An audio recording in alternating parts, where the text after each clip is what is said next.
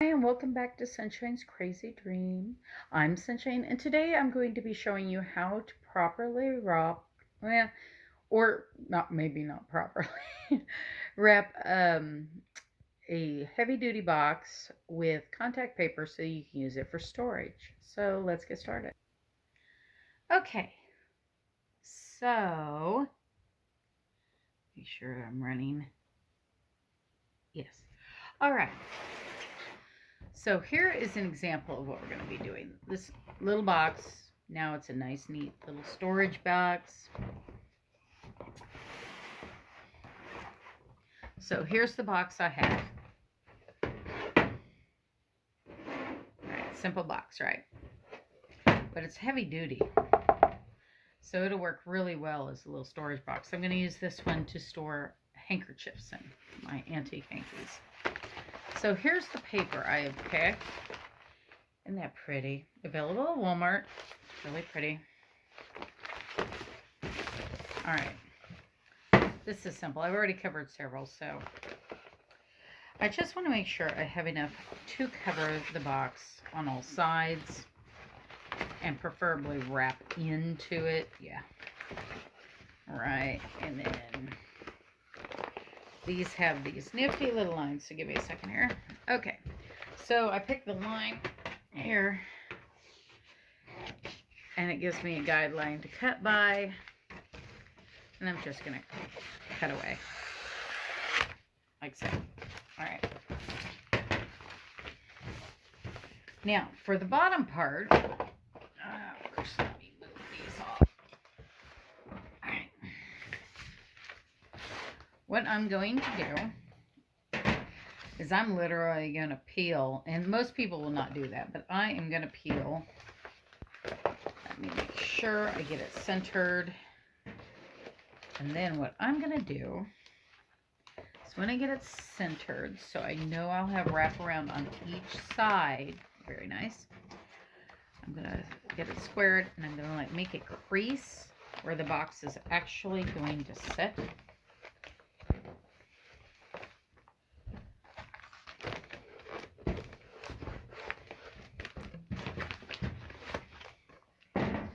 Okay, now you can't see that real good, so then I'm going to do it like this. And this isn't going to stand out real big. It'll just give me an idea of where to set my box when I go getting ready to put the box on the paper without any backing.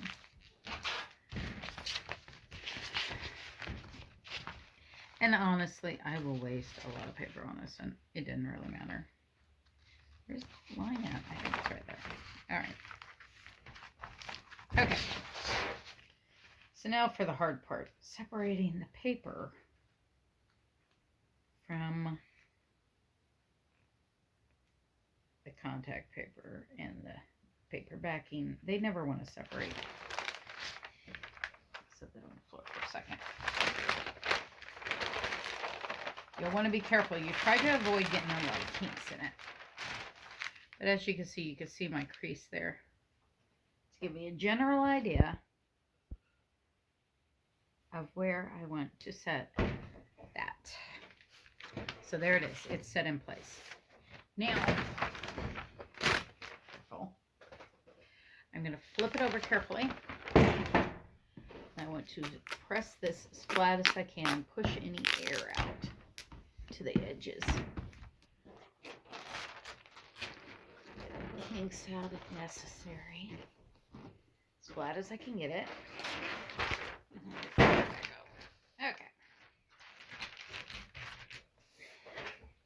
So, how I'm going to do this is I want to overlap. So I'm going to cut at an angle, and I'm going to cut in on all four corners at an angle, stopping at the corner. All right. This will make a nice little wraparound, so you have less edges to fray. The edges sometimes will peel up after a period of time. Now this makes a big difference if you're doing something that's going to stay like this, wood. Now later I am debating covering a countertop. I have a utility room countertop and it's vintage, but I don't like it. So it's white with gold speckles. And we repurposed it.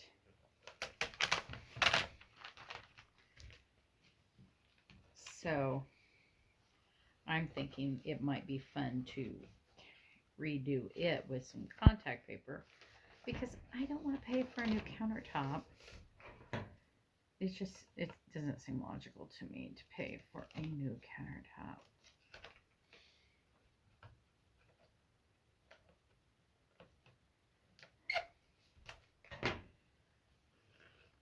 Okay, so I've got the first side stuck on and taped in. I'm going to fold this over like that and in. And see, that covers the corner there. And then we're going to cover this at another point in a moment. And I'm going to try to get it flat, but sometimes it just doesn't get as flat. Working with like the inside and stuff, and when you're not, I'm not measuring and pre-cutting. And I mean, if I was doing like a dollhouse project, I would be doing a lot more detail work and measuring and cutting, but this is just to go in my socky drawer to hold my handkerchiefs. Yes, I still use handkerchiefs. Out on the farm, if it's just me, there's no sense in coming back to the house to get a tissue if I could just stick some handkerchiefs in my pocket. All right. The whole trick is trying to keep bubbles out of it. And there will be, like, at the bottom, inside, it's practically impossible to keep bubbles out. There we go. Oops. Drop my scissors. Give me a second. Why, don't let my little dog in here when I'm doing it. I'm always afraid of hurting him. He gets right up under me because he wants to be near Mama. All right.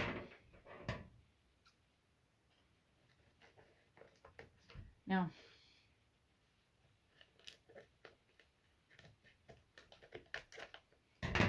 when you're wrapping them over, yeah, so you can see, kind of wrap it on the edge and flatten it, and then you kind of start at the top and you work your way in is the best way to do it.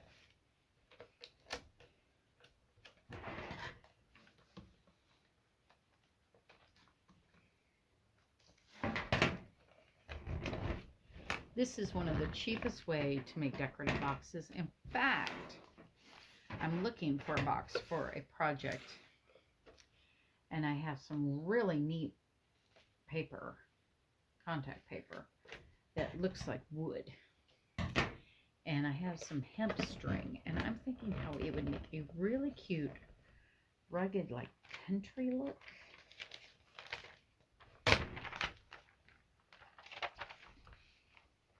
Starting down at the corner, going back and forth as I go up.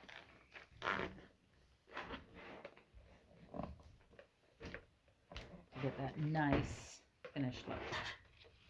Now here I'm going to want to cut that and this to go inside.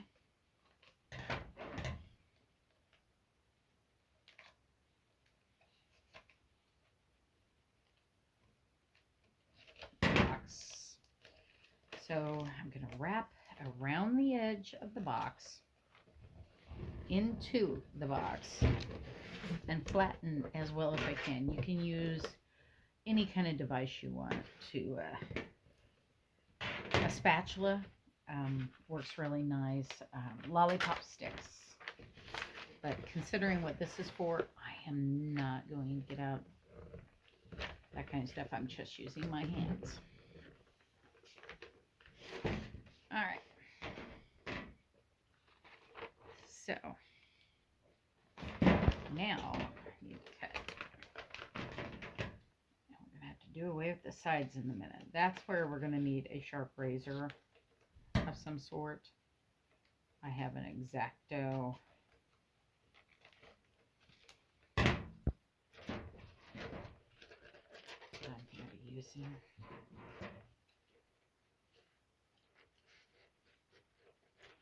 See, no precise measurements on this at all. It is just tossed together because I know what I want to use it for. And honestly, nobody's going to see it except me. But it bothers me. Not flat enough. To have just a normal box in there.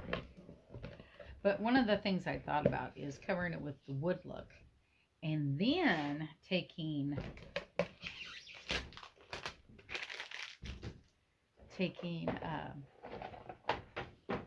what do you call that? Jute twine. And wrapping around, maybe into it. I don't think I'd line the whole thing, but I could. All right. So, watching your fingers, you put it and you start cutting it, and then you kind of glide it. You got to keep your fingers away from it. Glide it across the edge like that, and it will remove and make a nice little finished edge from this angle. Like that.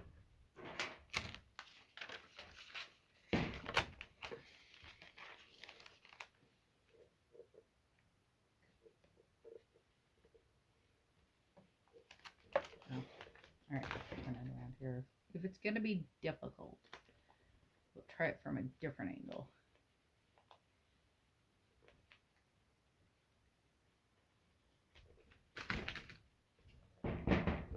Okay, now this one I've got a bunched up mess here. I don't want the edge of that to be on there, so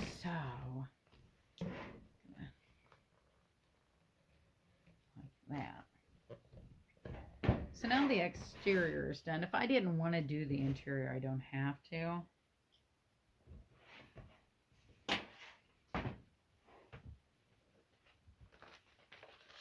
I am going to do the interior though, and that gets a little more confusing.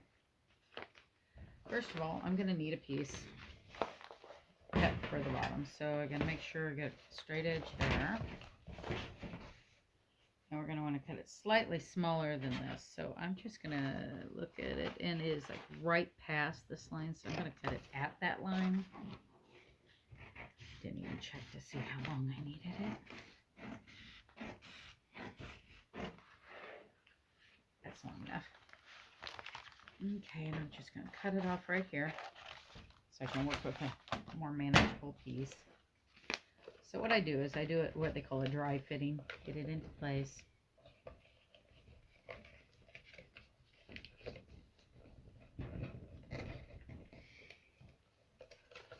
It's nowhere near squared. How did I mess that up so bad?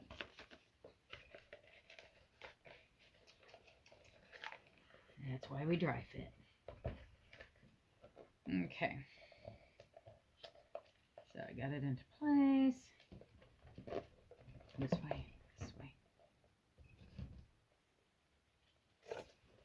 All right, I'm going to level this out because that is a crooked edge. That is so crooked. Okay. Now I'm going to just fold it into the edge like that. Now I know where to cut it at.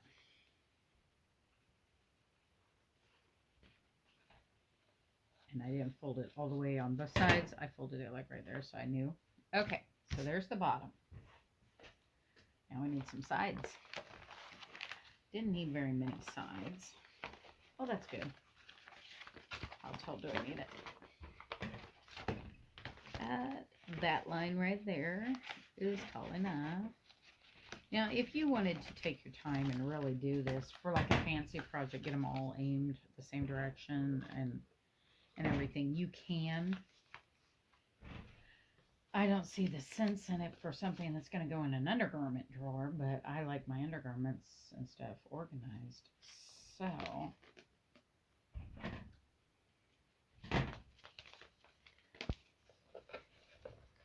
this side I want to cover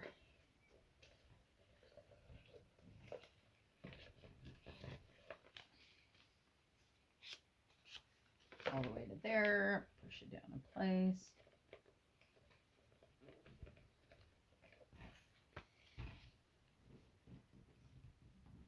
Line that line there up so I know. There we go.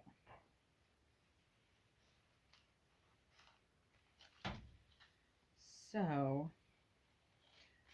some of the things you can do with contact paper are you can make things look new. I've debated covering my bathroom cabinet with contact paper, but I think I'm going to do it that thin plywood.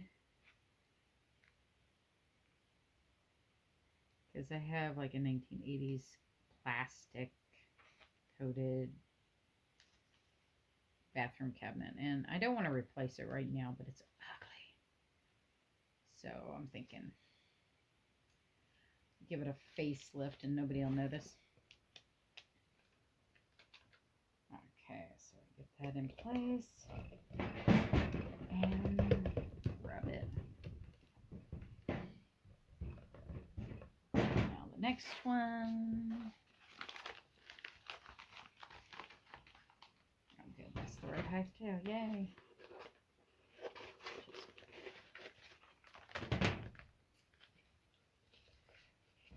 So, it's so pretty here today. It's in the 70s.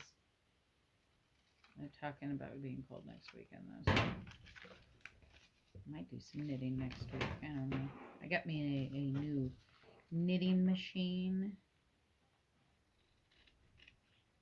that we're going to be discussing. May do a video on it.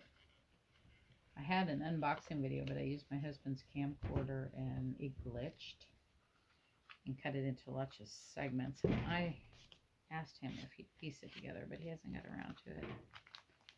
That was my first unboxing too.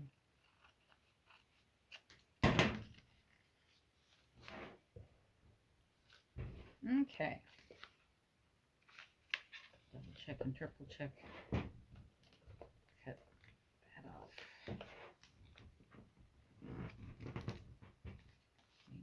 Line. If you fold it and make your little line of where you're going to cut, makes it so much easier and you don't end up going wobbly when you're cutting, because I get in a hurry and I get really choppy on it. Really choppy. Ah, come on. Get off of there.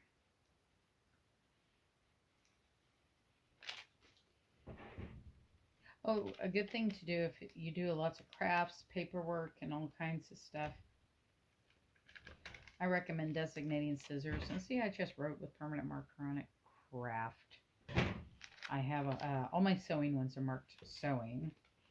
And that way I'm not an idiot. Don't just pick it up and use the wrong one.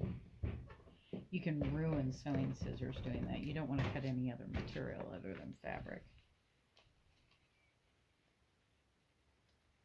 I bought a really cute virtual book the other day of, I can't remember, is it 44 dog patterns? And I'm thinking we should do a video on that. It sounds like a lot of fun to do. More contact paper. The contact paper is like the best entry-level craft. I mean, and if you don't know what hobby you want to do, or if you're just trying to make your place look fancy on an extreme budget, like me,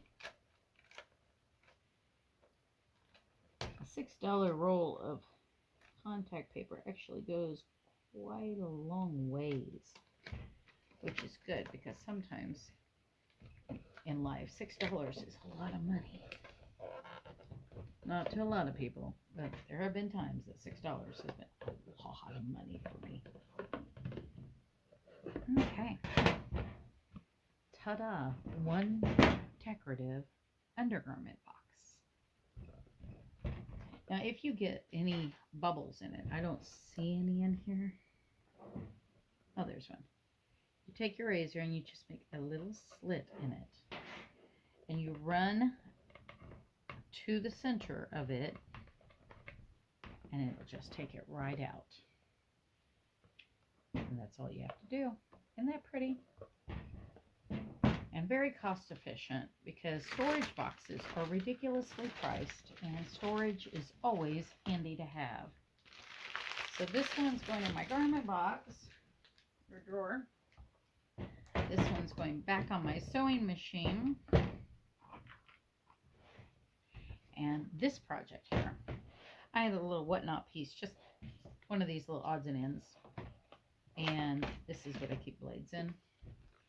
And see, it didn't even go all the way around. But if I'm going to just have a box like that sitting around, that is prettier than just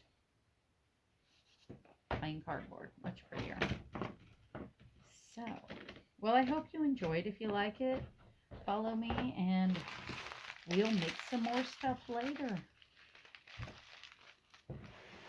We'll be experimenting with a lot. I will also be doing dollhouse things later. I do have dollhouses, and now that my daughter has moved out and I have a free bedroom, it's going to be really nice because I'm going to bring in some of the dollhouses, go through miniatures, repair things because they've been in storage for a while, so they're probably damaged. But they'll go in this room with my doll collection, and it'll be a lot of fun. So, hope you enjoyed it. And we'll see you next time to do some crafting. Have a good one.